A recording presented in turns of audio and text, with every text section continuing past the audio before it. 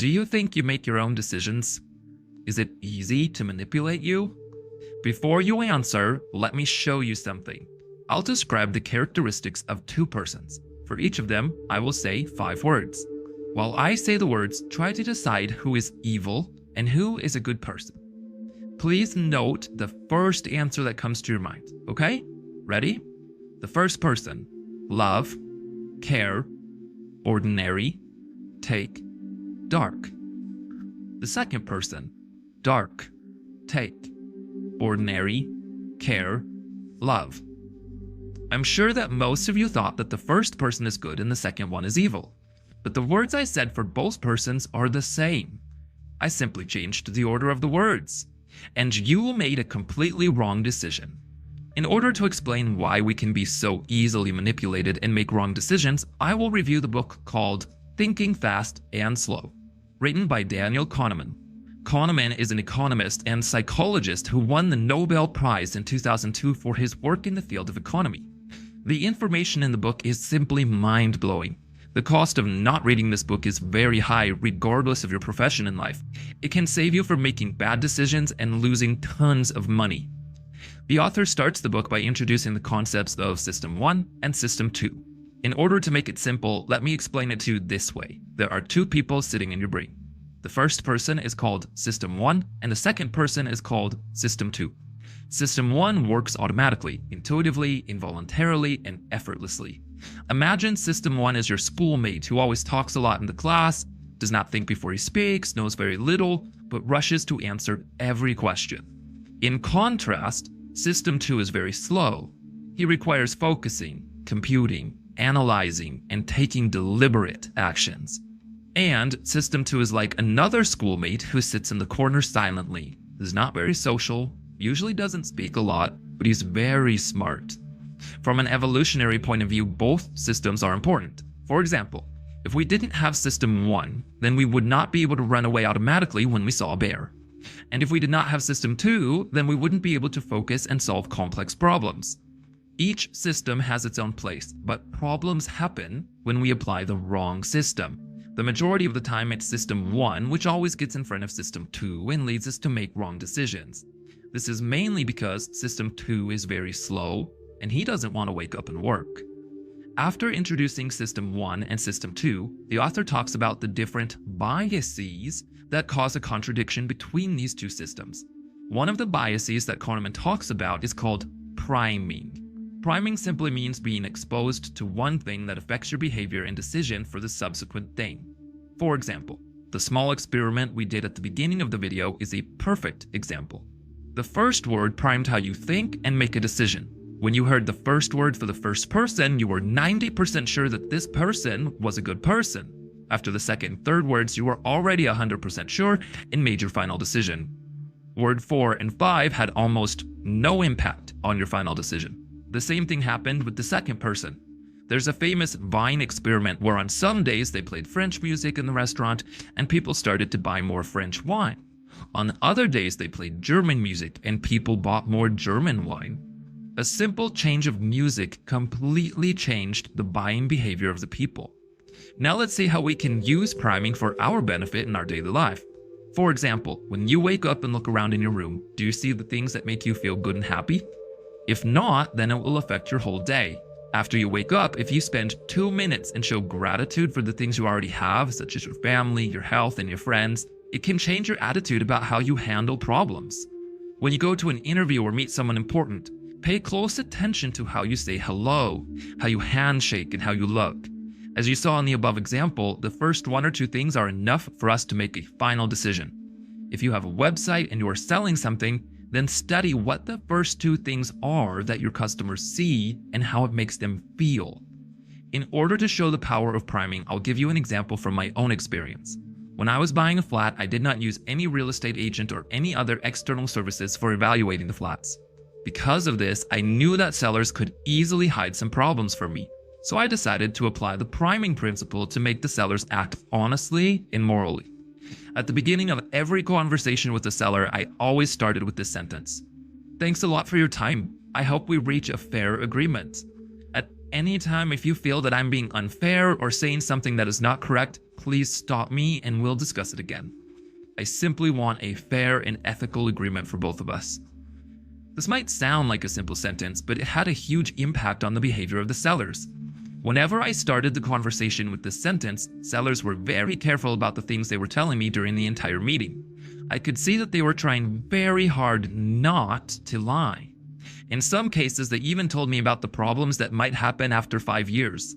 2 sellers even openly recommended not to buy their flats because they thought that, based on my situation, it wouldn't be a good fit for me. This simple sentence did not just save me thousands of dollars, it also turned every meeting into a pleasant experience. Priming can also be negative. For example, when you constantly criticize yourself and say, "You're not good enough, you can't do that," you're priming yourself for failure. You don't notice it, but these words turn into a behavior very quickly. Priming works on a subconscious level, and you completely fail to see its effects. For example, research shows that asking people simply to read words associated with impolite behavior subsequently influenced them to behave rudely and interrupt another's conversation. Now just think for a moment. If simply reading impolite words influences your behavior badly, then can you imagine what negative thoughts do to you? Thoughts are much more powerful than reading words because they involve imagination and emotions. Now, let's talk about loss aversion bias. Imagine I come to you and offer you to play a game in which I'm going to flip a coin, and if you win, I will give you $10,000. But if you lose, you will give me $10,000. You have a 50% chance to win and a 50% chance to lose. Would you play such a game? I'm sure your answer would be no, even though the amount of money you are going to win and lose is equal. I have to offer a much higher reward in order to make you play such a game. The amount of space for negative emotions on our brain is 3 times larger than the space for positive emotions. Negative feelings coming from the loss are much stronger than the positive ones coming from the gain. Putting it even shorter, we simply hate losing. And that creates loss aversion bias. Let's see how we can use this knowledge in our favor. For example, if you are convincing someone to do something, then don't always talk about the gains they will get. Also tell them about the losses they will face. Loss aversion can be very dangerous and limit us from acting, especially when it comes to starting a new idea or business. When we think about the risks we will face, we get paralyzed. One way to reduce the effects of loss aversion is to look at the long-term benefits rather than focusing on the short-term and its problems. Sunk cost. Sunk cost is any past cost that has already been paid and cannot be recovered. For example, let's say you buy a ticket to a concert. On the day of the event, you catch a cold. Even though you are sick, you decide to go to the concert because otherwise you would have wasted your money. The exact same thing happens with our business or project. Despite the losses, we continue putting money and effort into the business just because we've spent money on it in the past. We continue staying in a bad relationship because we have spent so much effort to build it. Logically speaking, what you spent until this point has no correlation with the future success or failure of your business or relationship. Right now, you might think that you are logical and your past spending does not affect your future decisions. If this is the case, then why do you still keep all those clothes you don't wear? They occupy tons of space in your wardrobe, but you don't want to throw them away because you paid good money for them. Why don't you throw away the old furniture that occupies a big space in your room? Is it worth something, or is it just you paid money for it in the past? Why don't you throw away the candies you bought in the past, even though you're on a diet right now? In order to make all these decisions, we need System 2 to work. But unfortunately, it's too lazy. Framing bias. Let's say you feel sick and go to the doctor. After the checkup, the doctor tells you that there is a 10% chance that you will die. And then you go to another doctor, and this one tells you that there is a 90% chance that you will live. From the statistical point of view, both doctors told you absolutely the same thing. However, you would feel much worse when you hear that you have a 10% chance to die. This is called framing. Kahneman says that the choices we make are heavily influenced by the way they are introduced to us. Different wordings, settings, and situations will have a powerful effect on how we make decisions. It works as a physical frame on a picture. If you put the painting in a red frame, it brings out the red in the painting. Putting the same painting in a blue frame brings out the blue. The halo effect. Attractive people are perceived to be smarter, funnier, and more likable than less attractive. If two women committed the exact same crime, we tend to give lighter punishment to the more attractive one. It makes absolutely no sense, but our system 1 gets influenced by the physical appearance and other irrelevant characteristics that have nothing to do with the decision we are making. For example, if an employer views the applicant as attractive or likable, they are more likely to also rate the individual as intelligent, competent, and qualified. So next time when you're choosing a business partner or when you're taking advice from someone, ask yourself if the person really has valuable skills and knowledge, or if you are being impacted by their appearance and other irrelevant things such as nicer car, rich lifestyle, etc. Anchoring. Let's say you want to buy a leather jacket and find a very nice one in the shop.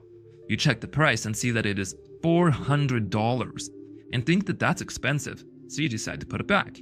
But when you put it back, you notice that you had checked the wrong price, and the real price is actually $250. Suddenly, the jacket will look cheaper to you because of the initial number you saw, even if it was a wrong number. This is called anchoring. Humans tend to rely heavily on the first piece of information they hear or see and then make further judgments. This is one of the reasons why car dealerships put their most expensive models at the front of the display room, so that when you pass them and see other normal-priced cars, they suddenly look cheaper to you.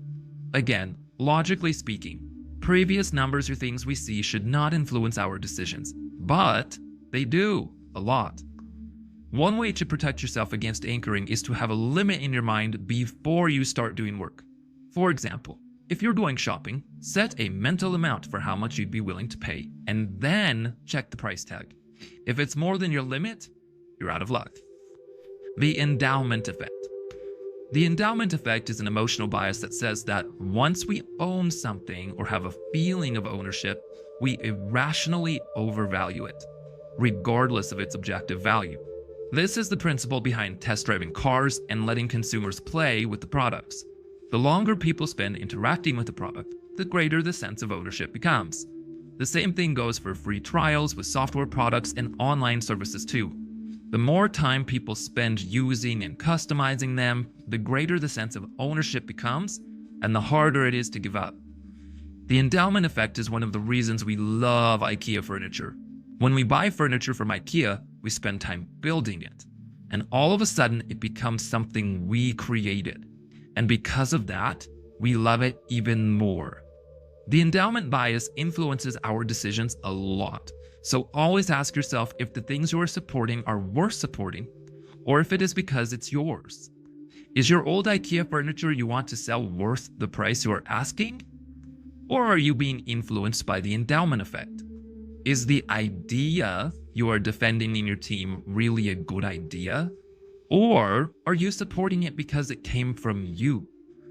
Confirmation bias. 3 years ago, I was trading on one of the trading platforms, and after several days, I read somewhere that the company that I was trading with was a scam. So I jumped on my computer and typed this search: is this company a scam? And guess what? I found a bunch of people saying that it was a scam, so I panicked and withdrew all my money. Even lost a lot of money because I exited my positions early. After several days, I was researching other trading platforms and realized that there are many similar bad comments for the majority of these companies, which started to look suspicious, because not all of them could be bad. Later, I learned that the company was not a scam. It's just that I Googled a biased question and only read bad comments that supported my suspicions and beliefs. In psychology, this kind of behavior is called confirmation bias. Confirmation bias is the tendency to search for and find evidence that supports our opinions, beliefs, and disregard the rest. We humans interpret all new information in a way that our previous beliefs and conclusions stay intact. Simply to say, we forget that a coin has two sides and only focus on one side, which supports our beliefs. If you want to believe in something, you will find evidence to support it. You can even find videos telling you that the Earth is flat if you believe in flat Earth theory. Confirmation bias affects all of us, and it is everywhere. For example, people generally prefer to spend more time looking at information that supports their political point of view, while neglecting the rest of the information that contradicts their view. Confirmation bias can cause doctors to search for new information in a manner to confirm their initial diagnoses, while ignoring the signs that can prove their diagnoses wrong. It's very difficult to combat confirmation bias. However, we can reduce its dangers by following the next 3 steps. First, accept that it exists. To solve a problem, you first need to accept that you have a problem. Second, always seek contrary advice. It's usually painful to listen to someone who has the opposite view, but it can help you see the red flags. Maybe your greatest business idea really sucks, but you want it to succeed so bad that you only see the positive signs and ignore the lack of demand and go ahead without validating the idea and testing it properly. 3. Don't ask confirming questions, as I did in the example above. Try asking more neutral questions instead. If you liked this video, then check out the playlist you see on your screen. I've summarized multiple psychology books on this channel before. Thanks for watching, and don't forget to subscribe for more book summary videos.